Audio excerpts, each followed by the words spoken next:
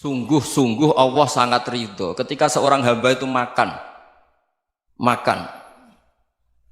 ketika sesuap nasi dia muji Allah, ketika minum seteguk nasi dia muji Allah. Itu kalau orang diridhoni Allah itu wali betul. Itu untuk jadi wali itu gampang, kamu makan ridho, kamu nginjak buminya Allah ridho seneng, kamu hidup keseharian aman seneng. Nah ini supaya sampean kita semua ngaji betapa panduan Rasulullah untuk menggapai ridho Allah itu banyak yang keseharian sekali. Saking kesehariannya banyak dalam hadis dan itu sahih. Nabi menyebut hal-hal yang keseharian. Hatta ma tas'alu fi fimra'atika, kamu punya uang kemudian istri kamu bisa makan itu ibadah. Bahkan sebagian ibadah itu dicontohkan Nabi yang akhirnya diprotes sahabat. Yaitu wa fi buti ahadikum sedekah, kamu menggauli istri kamu itu ya sedekah. Sampai sahabat bilang yang benar ya Rasulullah. Ayati ahaduna syahwatahu wa huwa lahu ajrun. Masa urusan biologis, urusan syahwat kemudian dia dapat pahala. Nabi menjawab, alaysa lawadu'aha fi haramin akana alaihi wisrun. Bagaimana kalau dia meletakkan ke yang tidak benar itu kan dosa. Nah, hal-hal seperti ini yang saya ingin teman-teman semua saya juga agak ingin ngaji demi Anda juga agak ingin. Itu dosa sekali ngaji kok pesanan kelompok tertentu itu enggak boleh. Islam itu untuk semua. Jadi ya cuma karena di depan saya jenengan ya seakan-akan jenengan korbannya. Itu ada ilmunya dalam usul fikih itu. Jadi orang itu harus ngaji usul fikih. Nama yang disebut, mungkin Mas Sufyan masih ingat zaman ngaji usul fikih. Nama yang disebut itu tidak jaminan sebagai prioritas perintah. Jadi misalnya gini, kebetulan yang di depan Nabi itu Abu Dzar. Nabi ya bilang, ya Aba Dzarin ini uhibbuka misalnya, atau ya Mu'ad ini muhibbuka, atau ya Aba Hurairah ini uhibbuka misalnya. Banyaklah riwayat yang Nabi nyebut ya Aba Dzarin, ya Mu'ad, ya Aba Hurairah.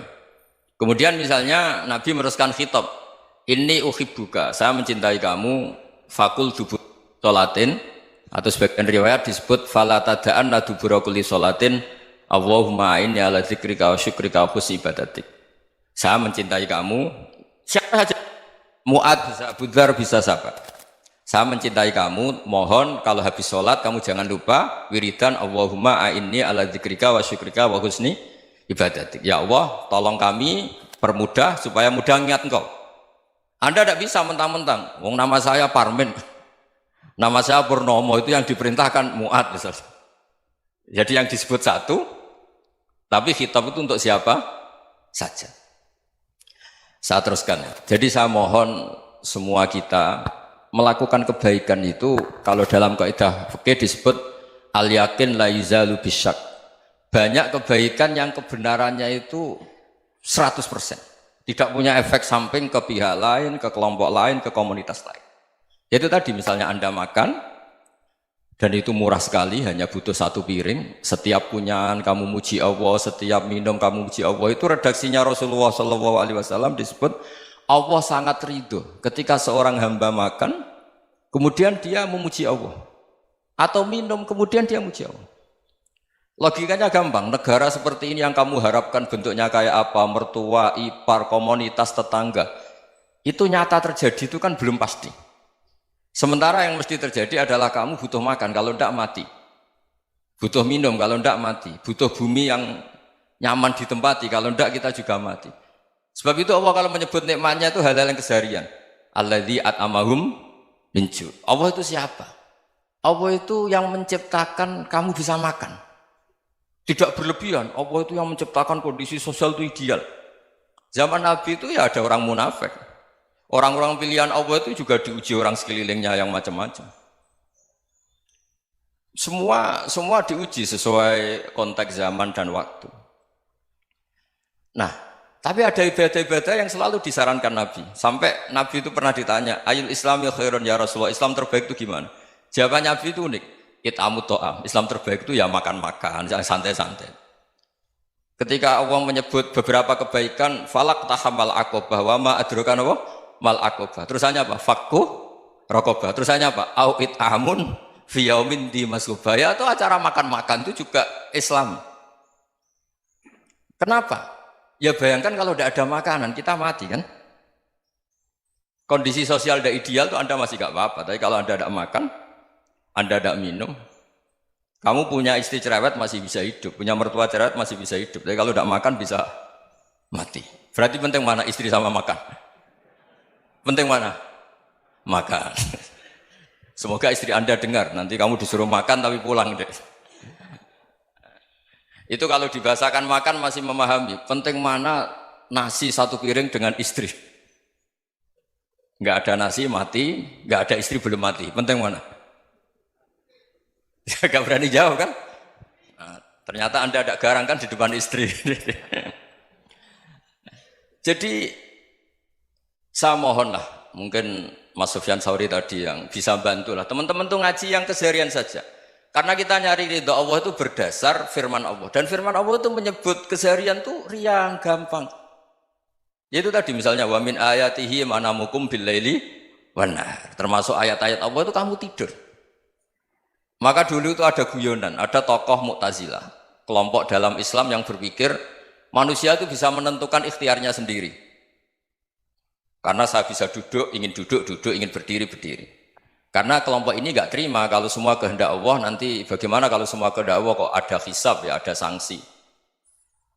Lucunya itu dia akhirnya, ini cerita ya, mencintai seorang perempuan, cantik sekali. Dan itu dia menjadi ahli sunnah itu oleh hal-hal yang sepele. Karena istrinya cantik, ya namanya suami istri itu hubungan intim. Terus ditanya, Mas, masih ingin lagi? Masih. Silahkan diulang lagi. Wah ya tidak bisa. Katanya manusia bisa menentukan yang diinginkan. Itu tobat itu. Itu nggak bisa ditobatkan Mas Sufyan Ats-Tsauri. Orang cantik yang mudah nobatkan orang itu orang cantik. Segampang itu. Akhirnya kita tahu, makanya kalau dalam kitab Hikam itu disebut al-aqil mayyakul madza yaf'alu wa hubi wal ghafil mayyakul madza af'al. Orang yang punya akal karena sadar ini wilayah Allah, semua milik Tuhan. Itu dia tiap hari berpikir, besok Allah akan melakukan apa terhadap dunia ini. Kamu merencanakan sesuatu mau plesir, ternyata gempa. Mau wisata ke Rusia, ternyata perang. Kamu tidak pernah tahu apa yang akan terjadi besok. Wa ma tadri nafsum madza taksibu ghadan. Tapi anda semua kita ini sering punya jadwal permanen. Makanya saya kalau diundang siapa saja, sanad takdir. Yang jelas Gus ini acara penting. Ya masih acara penting nak pangeran ngersakno piye? Kok ape dadi pangeran? Kamu kok mau jadi Tuhan? Itu kadang ya kiai. Penting Gus acara ini jenengan harus memastikan bisa. Loh kamu itu yang ngajarin tauhid, sesuatu itu biadillah kok bilang-bilang apa pasti. Kalau maksa terus tak tobatkan loh kamu kata saya. Ya kalau gitu Gus bilang insya Allah. Wah itu hati saya, fisik saya, roh saya sudah bilang insya Allah. Tidak usah kamu latih kata saya. Nah hal-hal tauhid keseharian itu gampang sebetulnya. Wal ghafil yaqulu madza af'al. Tapi orang yang lupa Allah dia setiap hari bilang besok apa? Kita bisa melakukan apa? Seakan-akan dia itu aktor, dia penting, dia subjek permanen, dia. Padahal kita ini hanya objek kehendak Allah Subhanahu wa taala. Karena kita yakin sesuatu yang terjadi di alam raya ini kita tidak bisa apa-apa. Makanya saya sering ngaji, sering bilang saya, ketika Anda mensifati Allah, Dia yang menghidupkan. Sudah itu tanamkan sehingga ketika kita mati santai saja. Kenapa santai? Allah punya cara menghidupkan kita. Zaman kita hidup juga gak tahu caranya ngelola jantung, ngelola paru-paru. Kamu juga gak tahu ngelola oksigen yang tidak beracun, tidak ngandung polusi. Tahu-tahu hidup. Gak ingin tua ya tahu-tahu tua, gak ingin mati tahu-tahu mati. Selama ini kita hidup juga gak tahu apa-apa sebetulnya. Hanya gaya tok, punya jadwal, punya planning. Kalau kamu bisa menentukan pilihan Anda, pasti Anda istrinya cantik, 4 neriman semua, kona'ah semua. Nyatanya enggak kan? Ada 1 jelek, cerewet. Oh itu kan, nyatanya enggak bisa apa-apa Anda kan? Dan kamu bawa mati lagi. Itu kan, istri Anda juga gitu, punya keinginan, punya suami yang ganteng, yang jabat, yang neriman, yang enggak poligami. Ya enggak kesampaian juga. Kalau kita ngitung tingkat kegagalan kita itu gagal terus. Ya kan? Nah, terus ingat Allah, madza yaf'alu wa bi. Orang yang punya akal selalu berpikir Allah itu menghendaki apa terhadap saya. Lalu sama-sama orang melihat orang yang serius, itu kata Anda itu pemikir berat, serius, senang punya tokoh yang merengut tuh, karena kamu anggap serius. Tapi sebagian orang menganggap orang yang serius itu wong merengut, wong masam, wong muka kok ditekuk. Jadi sama Itu hati ya muqallibal qulub tsabbit qalbi ala dini. Karena kita enggak tahu cara berpikir kita tentang orang lain, tentang sekeliling kita. Misalnya kita orang baik yang jenis ngrumat fakir miskin. Ada orang bangun masjid mewah itu janggal. Apa artinya masjid mewah kalau banyak orang kelaparan? Tapi kalau yang jenis pendidikan apa artinya masjid mewah kalau tidak bisa ngaji? Nanti yang jenis infrastruktur apa artinya ini kalau semuanya punya sudut pandang yang berbeda-beda. Dan Islam mengapresiasi semua kebaikan. Tapi katakan semua kebaikan itu adalah kehendak Allah Subhanahu wa taala. Karena apapun baik Anda itu pakai fasilitas yang diberikan oleh Allah Subhanahu wa taala. Sehingga ini yang disebut qulillah tsumadarhum fi khawdihim yal'abun. Ya kembali tadi ke tema-tema bahwa keseharian Anda ini sudah Islami. Saat Anda tidak bisa melakukan apa saja. Saya sering ada jenazah, biasanya kalau tetangga meninggal saya sering disuruh ngelepas. Saya bilang orang ini baik karena sering ngelamun di rumah, sering nganggur di rumah. Ditanya sama anaknya, kenapa Gus nganggur baik? Ya kalau dia nganggur artinya juga agak berbuat sesuatu yang maksiat kan? Ya kan? Orang nganggur di rumahnya ya tidak bunuh orang, tidak maling, tidak korupsi, ya namanya nganggur di rumah. Lah cuma istri cara pandang nganggur gak menghasilkan uang itu. Tapi juga gak menghasilkan kriminal kan? Jadi sebenarnya Islam itu makanya kalau sampai ngaji usul fikih itu ada kitab usul fikih namanya Lubul Usul, itu terkenal sekali di pesantren itu. Itu kalau ngapresiasi keseharian itu luar biasa. Izma min mubahin illa wa yatahaqqaqu bihi tarku haramimma. Karena keseharian yang mubah saat Anda lakukan itu ada kehebatan yang luar biasa, yaitu meninggalkan haram. Makanya dulu banyak orang-orang alim ketemu temannya itu guyon sampai semalaman. Itu biasanya yang semangat Islam itu kiai kok tidak tahajud, kiai kok tidak witir. Orang yang sedang mapan uangnya banyak, malam itu tidak kelayaban itu sudah luar biasa. Melawan nafsu supaya tidak maksiat itu sudah luar biasa. Supaya lupa guyon sama temannya semalaman sampai subuh. Gejlok-gejlokan ngenang zaman miskin, zaman kuliah nggak jelas, zaman apa. Melihatnya jangan tarkut tahajud. Seperti ini meninggalkan tahajud, tapi meninggalkannya ini talkul muharramat. Jadi kayak apa hebatnya? Sehingga Imam Ghazali punya riwayat yang agak unik. Hatta takuna ibadatu akhiri hadil ummah iku an-naum. Sehingga suatu saat ibadah terbaik umat ini itu tidur. Itu kan riwayat kontroversi. Ketika Imam Ghazali tanya, kenapa iya?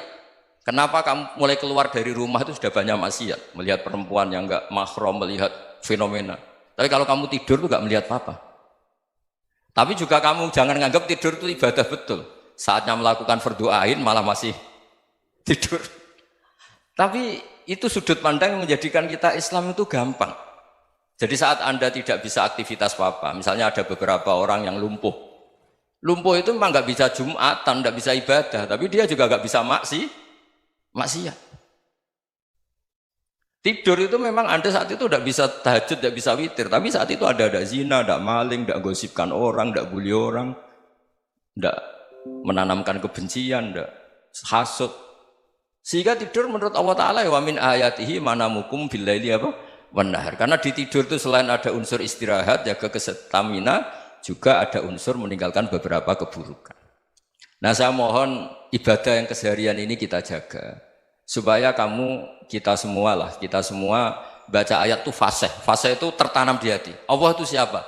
Alladzi at'amahum min ju'i wa amanahum min khauf. Dan Allah kalau cerita di Quran itu anna sababnal ma'a sabba tsumma syaqqaqnal ardha wa syaqqa fa ambatna fiha habba wa inaba wa qadba wa zaituna wa nakhla wa hada'iqa hulba. Kamu tahu saya ini siapa kata Allah? Saya ini adalah Tuhan yang menurunkan air, kemudian ada tanaman banyak. Habba wa inaba wa qadba, ada zaitun, ada tin, kalau orang Jawa mungkin ada tela, ada padi, ada mangga, ada pisang. Sudah. Wa inaba wa zaituna wa nakhla wa hada'iqa hulba. Ada perkebunan yang lebat. Tujuannya apa? Mata Allahkum, silahkan kamu pakai, kamu nikmati. Tapi karena kadang kita ini punya ide-ide besar. Tadi untuk syukur saja nunggu punya istri riman, rumah baik, tetangga baik, komunitas baik, semuanya baik baru syukur. Lama-lama nanti ada di surga, syukurnya nunggu surga paling kelas A. Itu sudah ada yang menghuni Rasulullah, kamu nggak boleh di situ. Masa untuk syukur saja? Repotnya Masya Allah. Jadi mohonlah Quran yang kalau Anda hafalkan juz sama itu kan ada ayat-ayat yang kayak tadi. Ya, fal yang dzuril insanu ila ta'ami. Coba lihat Apa yang kamu makan ya? Dari mana? Dan untuk mempertahankan hidup kamu keseharian. Jadi jangan kira ibadah itu harus membentuk komunitas yang versi Anda. Ibadah itu harus yang hal yang mulu-mulu. Kesehariannya Anda alami. Loh ini saya tidak bikin-bikin. Saya ngaji bukan karena berdasar pesanan. Itu ayat yang saya bacakan betul ada ayatnya kan. Fal yang dzuril insanu ila tu'ami anna sababnal ma'a sabba thumma syaqqaqnal ardo syaqqa fa ambasna fiha habba wa inaba wa qadba wa zaituna wa nakhla wa hada'iqa ghulba. Terusannya apa? Mata'al lakum, silakan kamu nikmati. Mata itu silakan kamu nikmati. Ya kayak sampean dikasih hidangan ya makan. Ya sudah makan, habis makan ya minum, habis itu ngantuk ya tidur. Ya sudah normal-normal saja. Kayak apa indahnya Islam? Tapi Anda mencari Islam yang gimana lagi? Nah itu yang diajarkan guru-guru kita, diajarkan sanad kita sampai Wali Songo, sampai Rasulullah SAW. Bahwa pada akhirnya ada jihad, ada perang. Itu dulu memang perang, bukan membunuh, beda. Dulu kita dijajah Belanda ya perang, dan itu normal karena kita dijajah.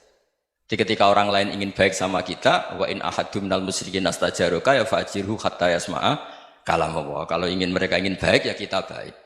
Makanya ada istilah mustakman, mu'ahad. Kalau mereka ingin damai, berdampingan dengan kemajmukan ya itu yang lebih baik. Karena memang Islam menghormati proses perdamaian. Wa in janahu lis-salmi ya fajnah lah. Kalau ingin damai ya kita harus